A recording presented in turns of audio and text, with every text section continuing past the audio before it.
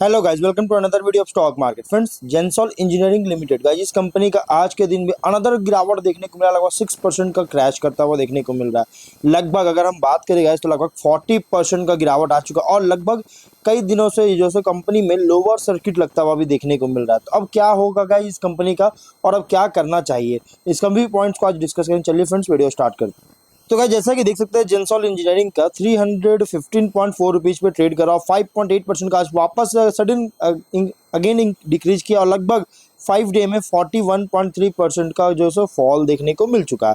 लगातार lower circuit लगता हुआ देखने को मिला और 1 मंथ मतलब कि एक महीने में जो है 57% का जो है करेक्शन लेता हुआ देखने को, लगातार करेक्शन लेता हुआ देखने को मिला 10 फेब के बाद से। तो आखिर ऐसा क्यों हो रहा है? देखिए, कंपनी को जो है कंपनी को जो है रेटिंग्स वगैरह दिया गया, केयर रेटिंग्स और आईसीआरए रेटिंग्स दिया गया, जिसमें रेटिंग जो है डाउनग्रेड कर दिया गया, मतलब कि कंपनी को डाउन कर दिया गया रेटिंग्स को लेकर। यहाँ पे कंपनी जो है कुछ लोन्स चाहती थी, जिसके लिए कंपनी रेटिंग लोन्स लेने के लिए क्रेडिट रेटिंग के मतलब कि रेटिंग एजेंसी के पास गई। देखिए, कभी भी किसी को लोन लेना होता है तो उनको पहले रेटिंग एजेंसी के पास जाना होता है, जिससे वो रेटिंग एजेंसी जो है उसको एक रिव्यू करते हैं कि क्या इसमें लोन वगैरह देना चाहिए या फिर नहीं। तो ये जो कंपनी है पहले केयर रेटिंग्स के पास गई।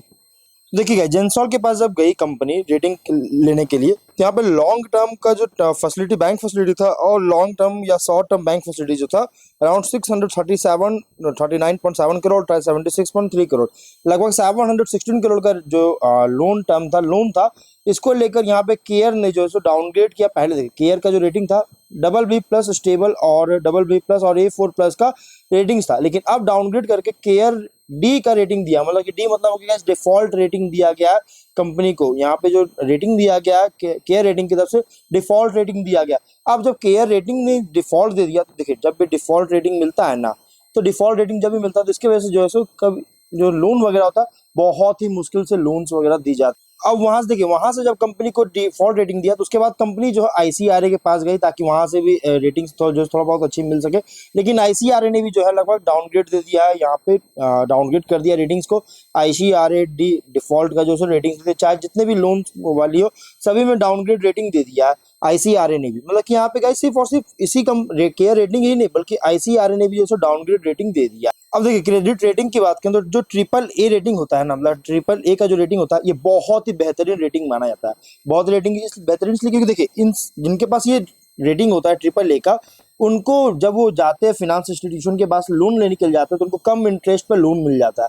लेकिन जो डी रेटिंग होता है डिफॉल्ट रेटिंग, इसमें क्या होता है लोन्स बहुत मुश्किल से मिलते हैं और अगर लोन्स मिलते भी है तो हायर इंटरेस्ट के साथ जो लोन दिया जाता है, हायर इंटरेस्ट पर लोन दिया जाता है। वहां पे पेपर्स वगैरह लेके गए थे और यहाँ पे आईसीआरए की एक और अपडेट आई है गाइस। अब देखिए, यहाँ पे अपडेट जो निकल के आया है, जो कि आईसीआरए की तरफ से एक मतलब जब उनके पास लेके गए थे, डॉक्यूमेंट लेके गए थे रेटिंग्स को लेकर, रेटिंग्स लेने के लिए, तो आईसीआरए ने क्या अनाउंसमेंट क्या बताया दिया था इनको डिफॉल्ट रेटिंग देने के बाद, क्या बोला था कि इन्होंने जो है मतलब जेंसॉल ने जो है डेटा जो दिया है लोन्स के लिए, उसके लिए जो डेटा दिया गया फॉल्सिफिकेशन डेटा दिया गया। मतलब कि डेटा जो है मतलब कुछ हेर फेर किया गया डेटा में, जो कि जेंसॉल का रेटिंग्स लेने के लिए जो है हेर फेर किया गया। मतलब कि जो डेटा केयर के पास दिया गया था, सबमिट की थी, वो डेटा जो है यहाँ की आईसीआरए के पास सबमिट नहीं की। मतलब कि कुछ डिफरेंस किया, मिसमैच किया गया डेटा का, जो कि टेम्पोररी लिक्विडिटी डेटा मिसमैच किया गया, जिसके कारण सेवरल लार्ज स्केल प्रोजेक्ट्स को लेकर, मतलब बहुत सारे लार्ज स्केल प्रोजेक्ट्स, लगभग 7,000 करोड़ का कंपनी पास प्रोजेक्ट है, ऑर्डर है। तो इसको मीट करने के लिए क्या है, इसकी कंपनी जो है लोन्स वगैरह चाहिए होगा, फंड्स वगैरह चाहिए, तो फंड्स कहाँ से मिले? तो फंड्स मिलेगा जब इस कंपनी को लोन मिलेगा, तब इंस्टीट्यूशन के द्वारा, जो फाइनेंशियल इंस्टीट्यूशन के द्वारा जब लोन दिया जाएगा तभी कंपनी को फंड्स मिलेगा और इसके लिए रेटिंग्स की जरूरत होती है। तो यहाँ पे जो आईसीआरए और केयर रेटिंग्स के पास गया कि मुझे रेटिंग दीजिए और जिससे मैं लोन्स ले सकूँ, लेकिन यहाँ पे रेटिंग क्या किया इन्होंने, डिफॉल्ट दे दिया, जिसके कारण यहाँ पे जो है बहुत बुरी तरह से इसको जो है इम्पैक्ट कर सकता है। अब अगर हम बात करें, देखिए यहाँ पे ऑर्डर बुक 7,000 करोड़ का जो मैंने भी बताया, जिससे इम्पार्टिंग करेगा सिग्निफिकेंट रेवेन्यू विजिबिलिटी जो है इम्पार्ट कर रही है, एक शो कर रहा है। टोटल रेवेन्यू इस बार 42% का इंक्रीज किया 9 मंथ्स की मैं बात करूँ, और एबिटा 89% इंक्रीज किया, प्रॉफिट आफ्टर टैक्स 34% इंक्रीज करता हुआ देखने को मिल रहा है। बट करंट डेट अगर देखा जाए तो जेंसॉल में जो करंट डेट है स्टैंडअलोन बेसिस पर लगभग फंड बेस्ड कैपिटल लिमिट जो है सोलर ईपीसी के लिए 249 करोड़ का है कैपिटल, मतलब कि लिमिट चाहिए होगा। और उसके बाद जो है करंट डेट अभी देखने को मिल रहा है, और ईवी व्हीकल के 645 करोड़ का टर्म लोन है, और ईवी लीजिंग सब्सिडियरी कंपनी में जो कि करंट टर्म लोन है 252 करोड़ का। टोटल करंट डेट जो है अराउंड 1146 करोड़ का है, जबकि रिजर्व्स है ओनली 589 करोड़ का, जिसके कारण जो डेट इक्विटी रेशियो बन रहा है 1.95 टाइम का डेट इक्विटी। मतलब कि यहाँ पे जितना रिजर्व्स कंपनी पास है इससे डबल से भी ज्यादा जो है कंपनी के पास जो है सो लोन है, मतलब डबल के आसपास जो है सो लोन है कंपनी पर, डेट है, जिसके कारण डेट इक्विटी रेशियो बहुत ज्यादा हो रहा है। और यहाँ पे कंपनी जो डेट ऑब्लिगेशन जो करंट फिनेंशियल ईयर में कर रही है, यहाँ पे जो कर चुकी है 230 करोड़ का डेट जो है सो कम कर चुका है इस बार का फिनेंशियल ईयर में। सेल अगर देखा जाए तो लगभग 2997 इलेक्ट्रिक व्हीकल्स का सेल किया 315 करोड़। देखिए जेंसॉल्ट कोई छोटी मोटी कंपनी नहीं है, बहुत बड़ी कंपनी है। और ये जो होली ऑन जो जेंसॉल्ट की सब्सिडियरी है इसमें 350 करोड़ का सेल किया है। दो डिवेस्टमेंट भी किया है कंपनी ने, जो कि वन डेट जो सिग्निफिकेंटली रिड्यूस किया 665 करोड़ का, और जिससे डेट इक्विटी रेशियो जो है रिजल्ट आया 0.8 टाइम का।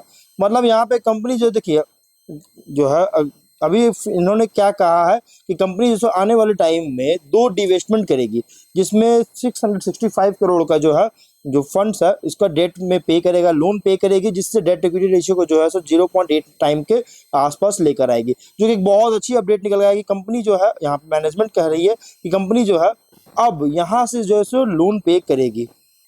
तो गाइस देखिए आईसीआरए का जो एलिगेशन लगाया गया था लोन रिपेमेंट डॉक्यूमेंट्स के फॉल्सिफिकेशन को लेकर, तो उसको लेकर जो जेंसॉल्ट इंजीनियरिंग के जो मैनेजमेंट है इन्होंने साफ साफ कहा है कि हमने कोई गलत नहीं किया है, हमने डिनाई किया उन्होंने रॉन्ग डूइंग को लेकर, जो भी फॉल्सिफिकेशन आया डॉक्यूमेंट्स को लेकर इन्होंने सीधा सीधा डिनाई कर दिया।